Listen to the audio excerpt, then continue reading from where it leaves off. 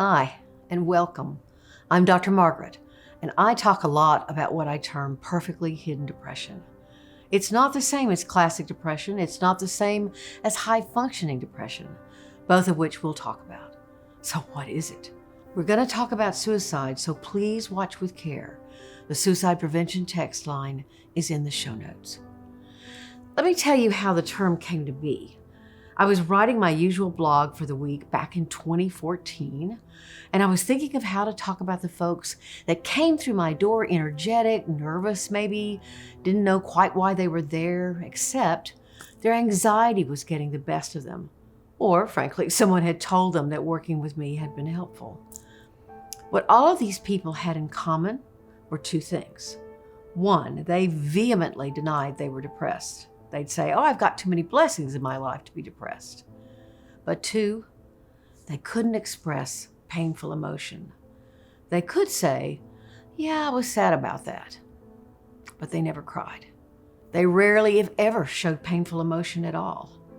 I'd had several people like that as clients, and it had been hard to help them feel safe enough to begin to explore what might be happening underneath the surface of what seemed like success. I wrote that day about what it might be like to be walking around in their shoes. I call the post, "The Perfectly Hidden Depressed Person. Are you one?" And the post went viral. I'd never had a post go viral before. In fact, I hadn't thought that this post was all that big of a deal. I was writing for the HuffPost at the time, and they featured the article, including my email address on the post. Well, hundreds of emails came pouring in. How do you know about this? I've never heard anybody else talk about it. It's like you're in my head. What I was describing was someone who seemed to need for everyone to believe their life was perfect. They were the people any of us could count on at any time to get something done, to lead a community drive, to volunteer as a soccer team coach.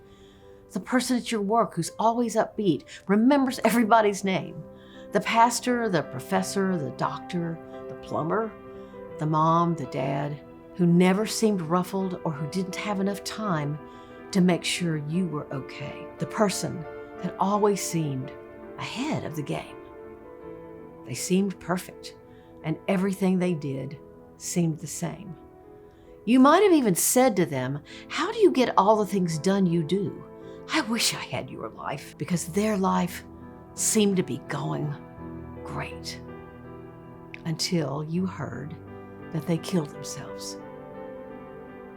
These were the kind of people who were coming to my office, not knowing why they were there, but something had drawn them in. Something they couldn't quite put their finger on was wrong. This kind of depression is what I'm here to talk about. Perfectly hidden depression. I hope you'll join me.